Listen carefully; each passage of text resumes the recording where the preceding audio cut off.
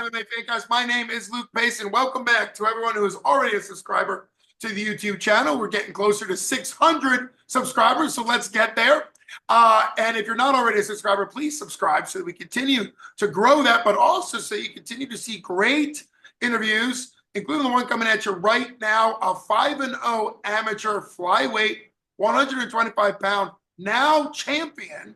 He just got back from flying down to Florida to win the Impact Fight League flyweight belt on February 8th down there in Florida. He fights out of Battle Born BJJ and MMA, and he was nice enough to come on before his title fight and now back on after. He won in impressive fashion, which we're going to talk about here in a second.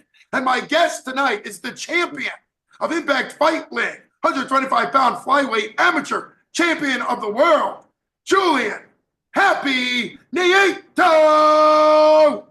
Julian, What's up, champ, welcome back to the show. Thank you. Yeah, dude. Great to have you on. Let's jump into it. You flew down to Florida.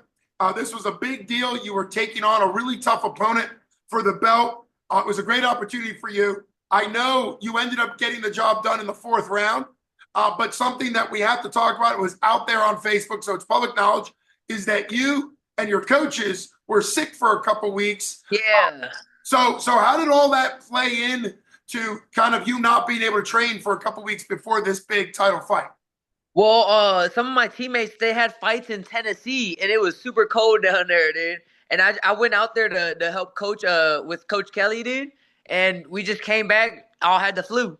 And yeah, I just had to take off like a week or two, and it didn't really affect me much, you know what I mean? I just couldn't really breathe. Yeah, breathing was just a little bit more difficult. I had to spit a lot and clear my goddamn throat, dude. Yeah. Breathing's important for fighting. I So feel like breathing.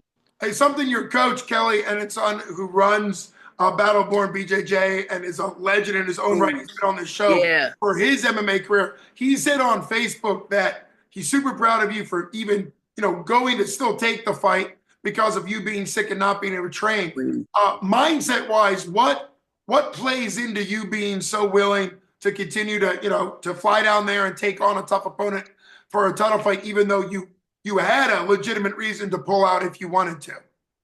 Yeah, well, honestly, just like we're dogs, you know what I mean? I wanted to go to Florida really bad anyway, dude. So it was like there's no way I was gonna miss this fight, dude. I had a lot of people supporting me too. So it was like there's just no way I'm pulling out a no fight like that, dude. You know what I mean? All Yeah, right. dude. Well, now let's break down the fight. What do you remember from the first round? You got the job done in the fourth round. It was a 3-minute round. So what do you remember from the first round? We'll take it round by round. Okay, you're asking me about the fight? Sorry, you were breaking up a little bit. Oh, yeah, sorry, sir. Yeah, sorry, champ. What do you remember from the first round of the title fight? Oh, from the first round of the title fight, dude, I remember I was just like, I was kind of nervous. I didn't really want to, like, risk wasting my energy. You know what I mean? I was like, dude, I'm gonna breathe and I'm gonna start coughing up this mucus, dude. You know what I mean? But from the first round, dude, I just remember really like, I wasn't really with my head in the game. You know what I mean? I let a couple shots get in, dude. He shot real pretty though, but then I just let him hold me down for like forever. But I did get up though, and I shot a little double leg, but he reversed me pretty quick. Yeah, dude. First round was a little rough. Gotcha. Okay. Yeah. Well, what was it like coming out for the second round with kind of a, getting back to your game plan now that you had done a round with him? How did the second round go? Yeah. Well, the second round, I really don't remember much of the second round, but I think I started letting the hands go a little bit, and he would just he would shoot as soon as we started exchanging. But yeah, the second round I don't really remember too much of, dude. Yeah. Okay. Well, what do you remember about the third round? Third round, dude, I remember he took me down again, but then I reversed it. And then I started ground and pounding, dude. So then I just realized, okay, so I can do a lot on the ground myself, dude. You know what I mean? And then And then in that fourth round, I seen him drop, and then he shot, and then I said, oh, I can handle him on the ground. Yeah. So I really got the confidence that third round. Well, that is great. It's part of you, even though you were 4-0 going into this fight now, 5-0, you're still young. Yeah. You're still young and you're learning obviously what you can do, your capabilities. Your coach is great everywhere, but he obviously has a great wrestling and jiu-jitsu background. So set up, walk us through the setup for the finish, your TKO finish in the 4th round. Yeah, well, as soon as I got to the my corner for the 4th round, Coach Kelly just kept telling me like, "You're a dog, dude. Like, he's tired. You just got to go out there and just finish him now." You know what I mean? And that's all I did. I just went up there and I said, "All right, bang!" I hit him with the cross, and then he shot, and then he shot pretty ugly. So then I got on top of him and started banging. Well, that explains. Dude. That's the classic ground and pound. What did it feel like when the ref pulled you off? Because that's a pretty Yeah, dude. adrenaline rich environment. You're throwing ground and pound. You're not really aware. It's not like a one hit knockout. So you were throwing ground and pound. Yeah. What did you feel like to be pulled off and know that you had won in really quite impressive fashion? It felt sweet because like I really wanted to finish. You know what I mean? I had a ground and pound for a little bit too, huh, dude? The ref took a while to take me off of him, but I just kept on going, and eventually, yeah, he just ripped me off. It felt real awesome. Well, congratulations to you, champ. Yes, sir. You had said going into it, I recommend people check out your interview about this title fight to kind of see what your thoughts were. But you had said about knowing that you are incredibly talented, that you really put your trust in Coach Kelly and Coach Wendy and all the people that train with you.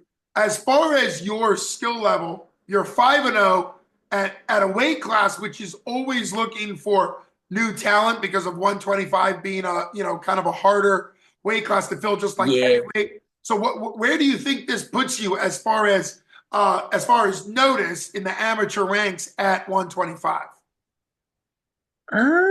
Honestly, I don't really know. I hope people are starting to respect it a little bit. You know what I mean? I want some of these titles, some of these other titles, dude. Okay. Want to fight for yeah. I hope that comes to you. And speaking of other title fight opportunities, or other, I should say, fight opportunities, is you have a big fight coming up towards the end of March in Iowa. So I guess you like to travel because you're out to Iowa and you're taking on a guy who has a 4-4 record, but it's important to note that he actually started off 0-4 and now he's won 4 in a row. So you're taking a guy who's on a 4-fight win streak. You're on a 5-fight win streak. What are your thoughts on that matchup at the end of March in Iowa? Dude, I'm really excited just because it seems to be like a really big show, and this guy seems like he'd give me the fight. You know what I mean? He got that dog in him, but I'm just gonna go out there, throw some hands, dude. I know I'm ready for the double legs. You know what I mean? More ready. You know what I mean? Yeah. Because you are a really slick, smooth a striker that has a lot of confidence in your hands, it makes sense that people are going to try to take you down, particularly a wrestling area like Iowa. But I love the fact that you've learned, the sweep, that you've learned the ability to switch position. And obviously your confidence, ground and pound, seems to really favor you. So is there a mindset going into that fight about how you're going to win, or is it just about showing off your striking skills and seeing what happens? I mean, this was gonna be pretty hard to show off any striking skills, you know what I mean? Any fancy striking, but I feel like I'm getting a lot better at not getting taken down, and I got a lot of good wrestlers in my gym who are helping me out a ton, dude. So it's like this next fight I'll be like super extra prepared. Yeah, well, keep it standing. Well, it makes sense. Your wrestling is either gonna come in handy where you have to wrestle to stay up on your feet, or if you do end up on the ground, to be able to use your wrestling to reverse position. You can also strike from the bottom, which obviously reversing position is probably a better idea.